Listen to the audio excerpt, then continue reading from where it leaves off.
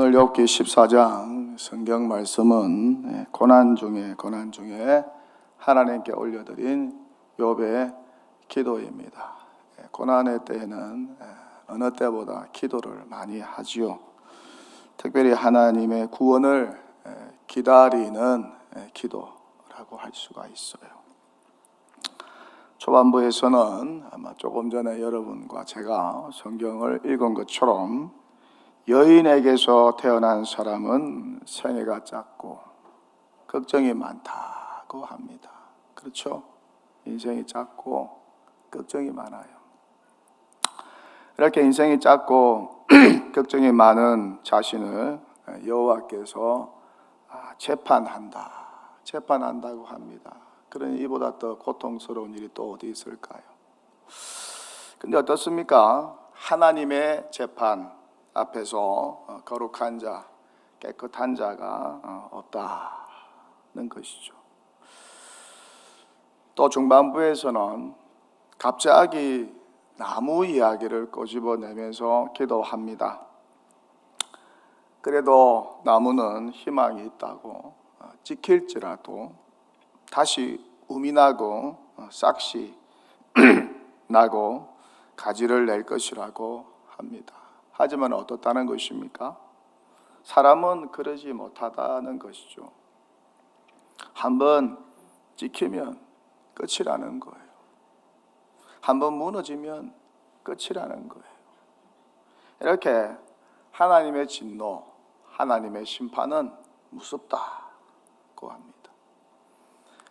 사람이 다시 살아날 수 없다는 것이죠. 영원한 멸망이라고 합니다. 하지만 어떻습니까? 욥은 주께서 자신을 기억하여 이런 하나님의 심판과 진노, 영원한 멸망 속에서 구원해 달라고, 숨겨달라고 간청합니다. 본문 13절에서 그렇게 간청을 하죠. 주는 나를 수월에 감추시며 주의 진노를 돌이키실 때까지 나를 숨기시고 나를 위하여 규례를 정하시고 나를 기억하옵소서. 완전한 죽음과 멸망에서 자신을 구원하여 건져달라는 그런 간청이에요.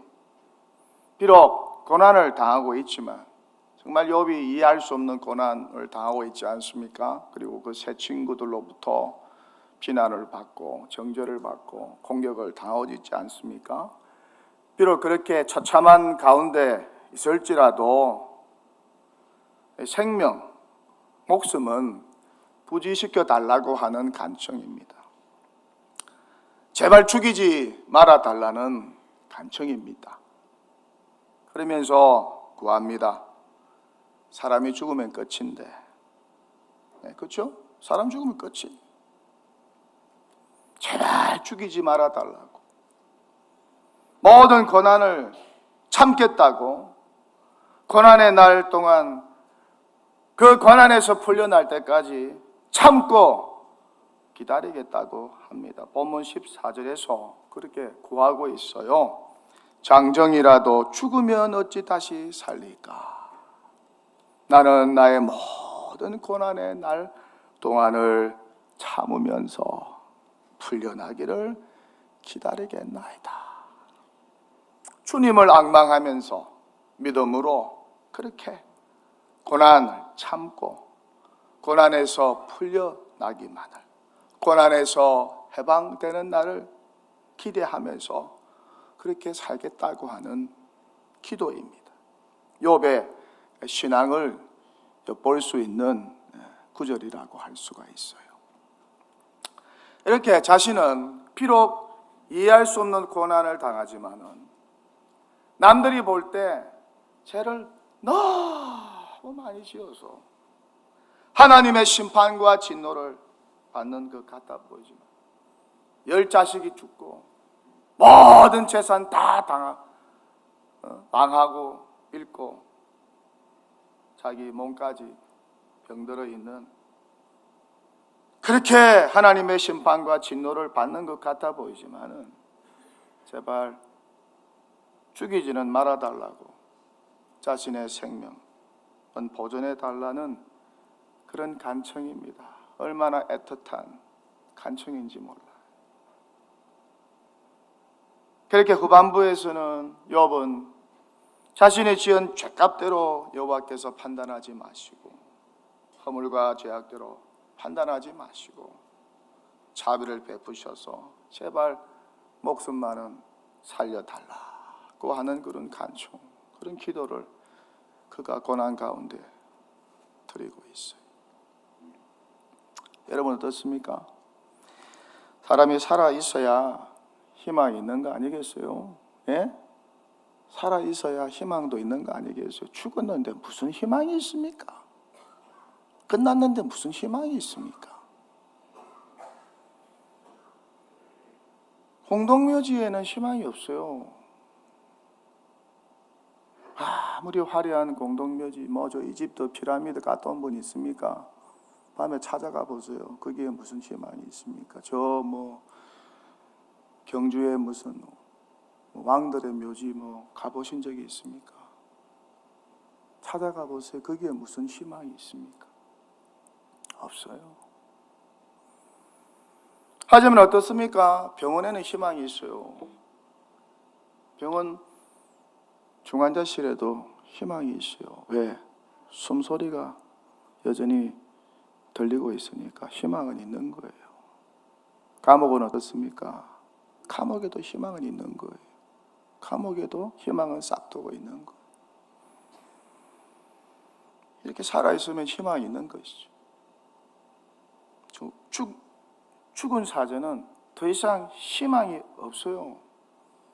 사자같이 어르렁대고 천하를 호령한 사람일지라도, 비석을 1000개, 10,000개 세운 사람일지라도, 책을 수백 수천 권 쓴 사람이라, 역사의 족적을 남긴 사람이라, 죽으면 그만이에요. 어떻게 보면은 죽은 재벌보다도 살아있는 노숙인이 더 낫지 않을까? 왜? 그에게는 여전히 희망이 있기 때문에 그런 거 아니겠어요? 그렇게 산 게는 희망이 있다는 거예요. 그래서 성경이 이렇게 말씀하지 않습니까? 모든 산 자들 중에 들어있는 자에게는 누구나 소망이 있음은 산 개가 죽은 사자보다 낫기 때문이니라. 그렇게 산 개가 죽은 사자보다 낫다고 합니다. 살아있는 게 그래 좋은 거예요. 우리 성도님 가운데 저 북한에서 태어나서 북한군에 입대했다가 전쟁 치르고 있다가 포로가 됐다가 또 한국 군인으로 입대했다가 그 전쟁에서 살아났다가 고생해서 지금 예수 믿고 이 자리에 참석하고 있는 우리 성도님 계십니다. 살아있으니까 그런 영광 누리는 거 아니겠습니까? 욥이 그렇게 고난 중에 살아있게 해달라고 하나님을 향하여 간청하면서 구하고 있어요. 제발 목숨만은 살려달라고. 자기가 무슨 죄를 지었는지 모르겠지만, 뭐 때문에 이렇게 고난을 당하고 있는지 모르겠지만, 하나님이 보실 때 허물과 죄악이 많아 보이더라도 이로 인해 고난을 받고 있는지 모르겠지만 제발 목숨만은 살려달라고. 그래야 앞날에 희망이 있을 것이라고, 고난 끝에 희망이 있을 것이라고, 축복이 있을 것이라고 하면서 제발 죽이지만 말아달라고, 생명만은 보존해달라고 그렇게 간청하고 있어요. 그러면서 그가 하나님과 어떤 약속을 하나요?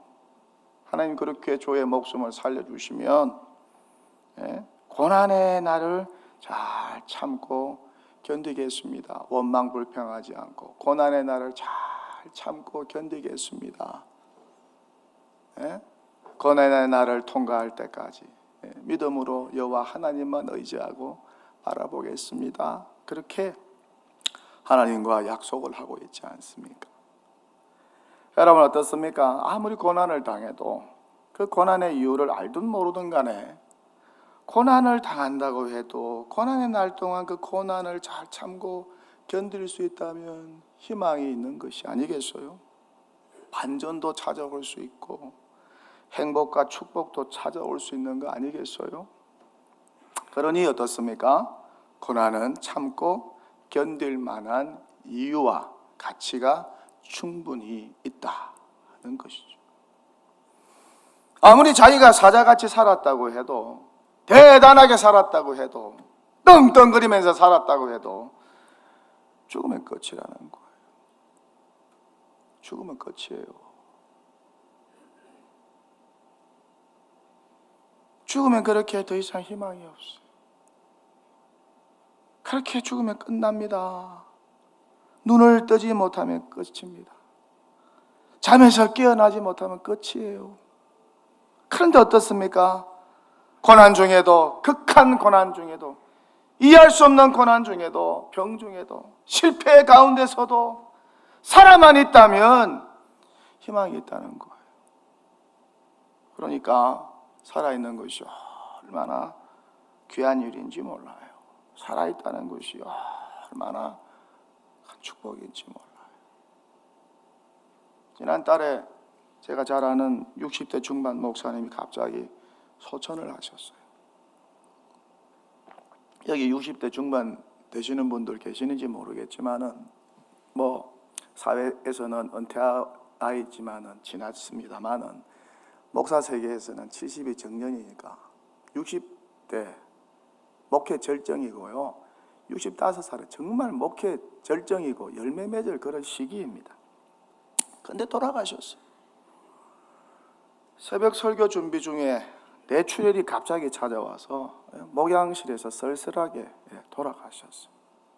참 목회를 모범적으로 잘하시는 분이셨어요. 제자 훈련도 참 잘하신 목사님이셨어요. 제가 섬겼던 옥하는 목사님에게 세미나 할 때마다 칭찬을 얼마나 받은 목사님인지 몰라요.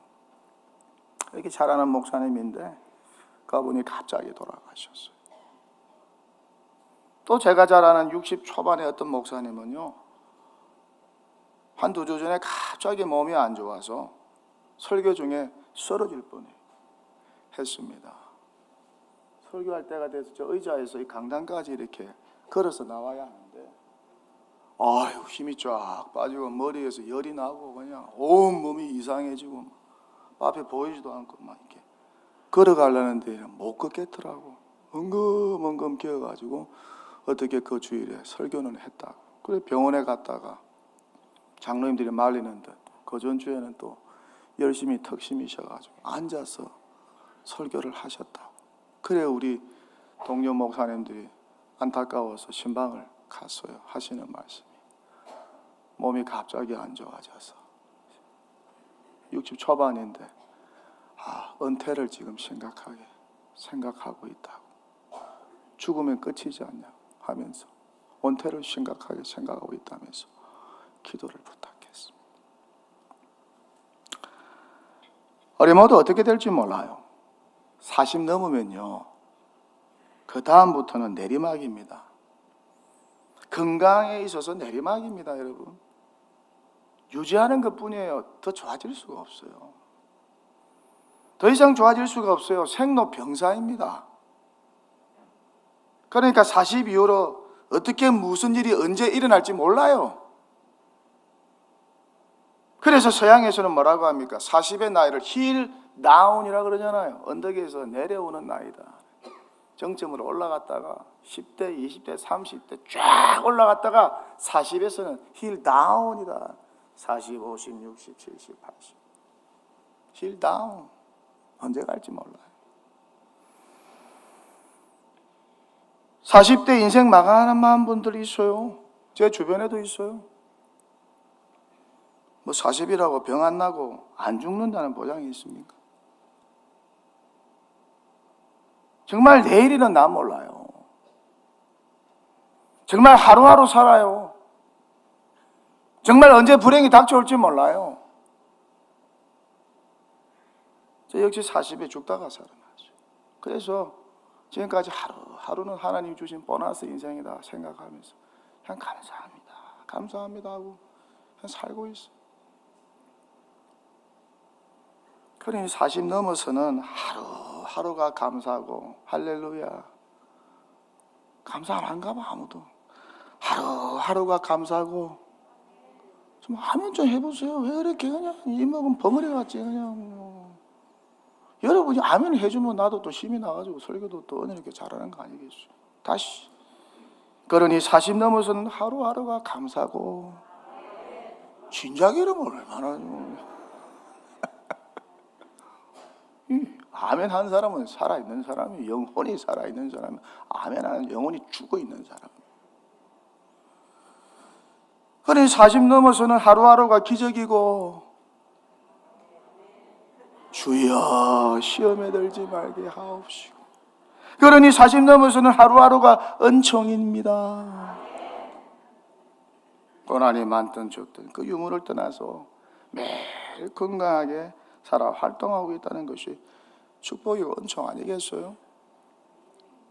뭐가 기적입니까? 하루하루 40 넘어서도 이래 잘 먹고 잘 살고 잘 숨쉬면서 활동하고 있다는 것이 기적 아니겠어요? 뭔 큰 욕심을 부리십니까? 죽을 때 아무것도 못 갖고 갈 텐데 아파트 지고 가실래요? 에?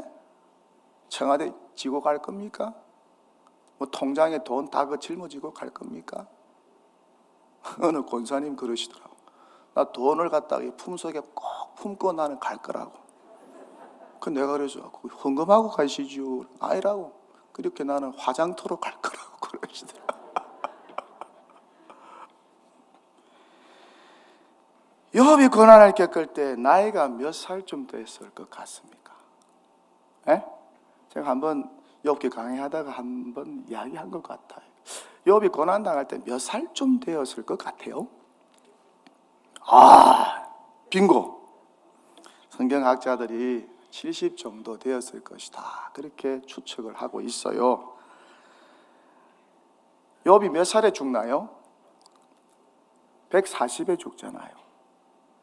사대를 보고 늙어 나이가 차서 140에 죽습니다. 요즘으로 말하면 인생 중반 아니겠습니다. 140을 살았는데 70에 환난을 당했어요. 고난을 당했어요. 네? 자식 다 잃고 사업 망하고 아내는 자기를 저주하면서 떠나버리고 자기 몸은 병들고 인생 중반기에 그런 고난을 당했습니다. 그때 다 잃었어요. 근데 훗날에 그가 재기하고 훗날에 그가 하나님의 은혜로 이런 것보다 더 많은 것을 얻게 되었어요. 그 근본적인 원인이 무엇이겠습니까? 그가 살았기 때문에, 고난을 견디면서 살았기 때문에 그런 축복을 누리게 된 줄 믿습니다. 참으면 이렇게 좋은 일이 일어나는 줄 믿습니다. 고난을 잘 참아야 돼요.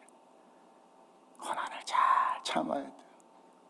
우리 자녀들 앞에서 최고의 교육이 뭘까요? 가정에서 엄마 아빠가 고난을 잘 참는 것을 보여주는 것.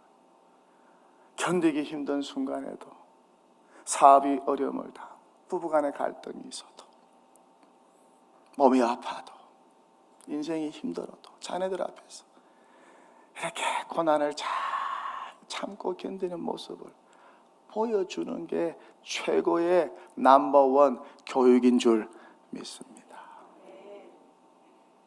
제 자랑 같습니다만 죄송합니다. 저희 아버지는 고난을 잘 견디고 참으시더라고.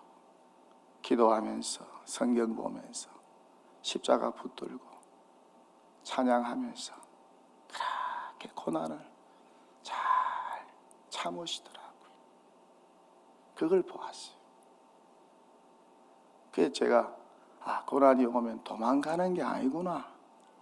고난이 찾아오면 그 고난과 대응하여서 정면으로 승부하는구나 하는 것을 아버지의 신앙을 통해서 제가 깨닫게 되었어요.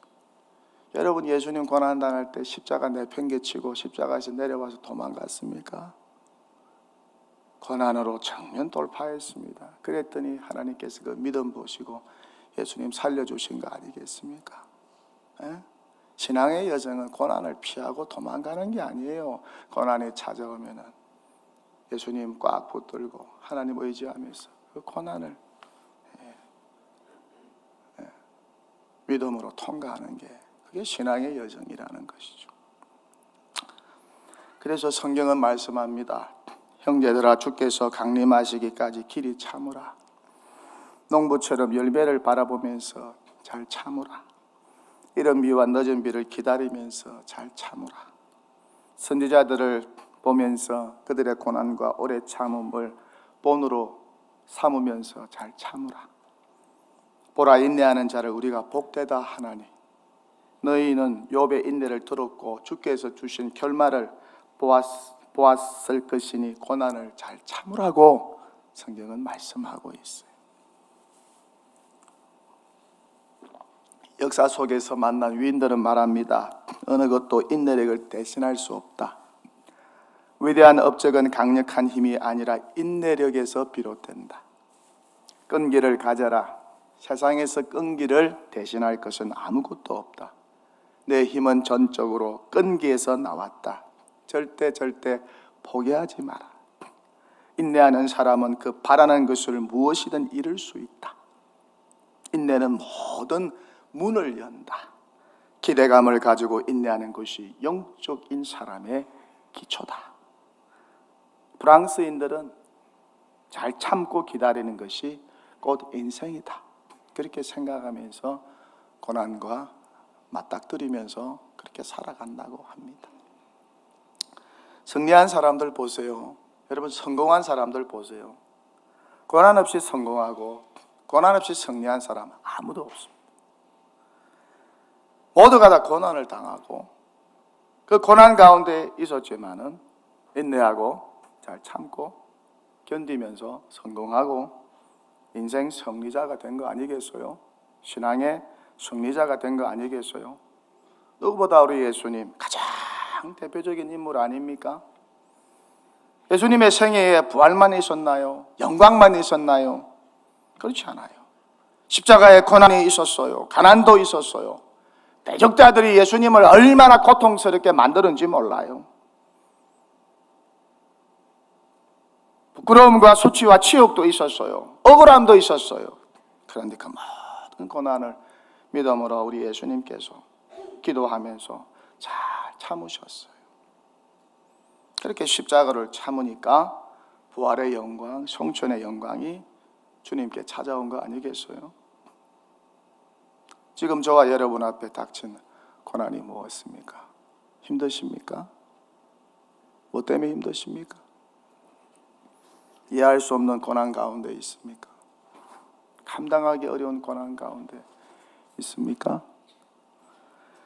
이야기 안 하고 설교를 마치겠습니다. 우리가 잘 아는 빅터 프랭클 박사, 제가 가끔 설교할 때 언급을 하지요. 이분이 유대인 의사로 죽음의 수용소인 우리가 잘 아는 아우슈비츠 수용소에서 1942년부터 1945년까지 3년간 보내었어요. 그가 말합니다. 지옥과 같은 세월이었다고. 이때 그의 나이 37세였어요. 그러니까 3년 동안 그곳에 있었으니까 40살까지. 그 인생 37세에서 40대까지가 가장 힘든 시기였다고 해요. 정말 지옥 같은 하루하루였다고 합니다. 사는 게 아니라 무조건 견뎌내어야 했던 그런 힘겨운 시간이었다고 합니다. 자신과 함께 기차를 타고, 이 사람이 오스트리아 사람이거든요. 그래서 빈에서 출생해서 똑똑해가지고 유대인으로서 신경과 의사가 되고, 그렇게 살다가 그 독일인들이, 군인들이 유대인들 다 잡아서 죽여야 한다고 해서 자기도 유대인이니까 붙잡혀가지고 어디로 가는지도 모르고 기차에 탔습니다. 그렇게 기차를 타고 수용소에 도착할 때 1,500명이 같이 수용소에 도착했습니다. 아우슈비츠 수용소에. 근데 이미 오자마자 1,300명이 격리가 되어서 이미 가스실에서 끌려가서 죽었어요. 그러니까 그도 언제 끌려가서 죽을지 모르는 이 지옥 같은 무시무시한 수용소 생활 살았습니다. 근데 그는 매일 삶의 의미를 찾으면서 고난을 견뎠다고 합니다. 원망하거나 불평하지 않고 삶의 의미를 찾아서 그 고난을 견뎠다고 해요. 이미 대부분의 수용소 사람들은 모든 것을 포기한 상태였다고 해요. 이제 끝났다. 더 이상 살 희망이 없다. 삶의 의미가 없다. 삶을 포기했다고 합니다. 미래도 없고 목표도 없고 삶에 대한 신념도 없이 그렇게 하루하루를 살았다고 합니다. 그러니 어떻습니까? 몸과 마음이 극도로 쇠약해져서 하루하루 시들어져 가는 사람들이 많이 생겼다고 해요. 날마다 죽는 사람들이 그냥 수도 없이 생겼다고 합니다. 그 가운데 자기 아내도 죽게 되었다고 해요. 같이 수용소 생활하면서. 결국 어떻습니까? 아내도 죽고. 하지만 그는 사람이 살아가야 하는 이유가 삶의 의미를 발견한다는 것을 이 수용소에서 크게 깨닫게 되었다고 합니다. 삶의 의미만 내가 발견한다면 이 고난의 터널 속에서 내가 살아갈 수 있다는 것을 크게 느꼈다고 해요. 그래서 극심한 신체적 고통과 추위, 배고픔과 죽음의 공포에 떨면서도 억지로 삶의 의미를 찾아서 다른 생각을 많이 했다고 합니다. 그 중에 하나가 앞으로 자기가 포로 수용소에서 나가서 따뜻하고 편안한 대학 강의실에서 교수가 되어서 지난날 자신이 경험한 이 포로 수용소에서 일어난 일을 회상하면서 심리학 강의를 학생들에게 하는 그런 상상이었다고 합니다. 그런 상상을 날마다 고난 가운데서 하면서 지냈다고 해요. 그렇게 삶의 의미로 미래를 바라보고 희망을 가지면서 고난 속에서 견뎠다고 합니다. 그 덕분에 그가 살아날 수 있었다고 해요. 이 삶의 의미와 미래에 대한 소망 덕분에 그는 다른 수용소 포로와는 전혀 달리 최대한 자신을 건강하게 만들고 자신을 깨끗하게 단장했다고 해요. 추운 날에도 쇠조각을 가지고 피를 흘리면서도 면도를 했다고 합니다. 그렇게 깨끗하게 보이고 건강하게 보이려. 그래야 독일군에게 안 잡혀서 살 수가 있어요. 몸이 아프거나 병들어 보이면, 최초해 보이면 잡아서 가스실로 보내버리니까. 그는 수용소에서 나온 이후에 책을 쓰면서 이렇게 고백을 합니다. 왜 살아야 하는지 아는 사람은 그 어떤 상황도 견딜 수 있습니다. 왜 살아야 하는지 아는 사람은 그 어떤 상황도 견딜 수 있습니다.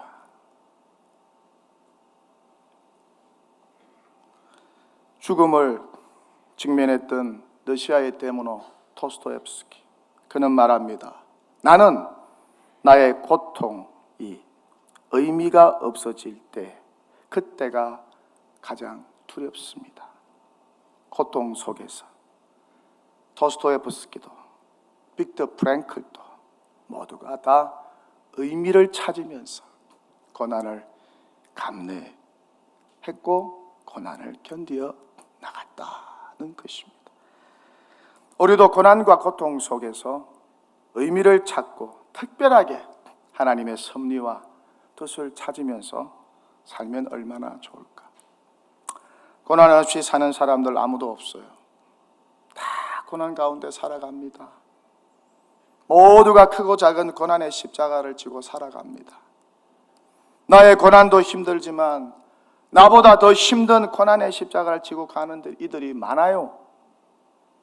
고난 중에도 믿음과 소망으로, 그럼에도 불구하고 고난 중에도 기도로, 고난 중에도 십자가를 참으신 예수 그리스도를 묵상하면서 무엇보다 고난 중에도 매일 고난의 의미, 삶의 의미를, 살아갈 이유를 찾으면서 잘 참고 견딜 때 고난의 승리자가 되어서 하나님께서 예비해 놓은 축복을 때가 되면 저와 여러분 모두가 경험하게 될 줄 믿습니다.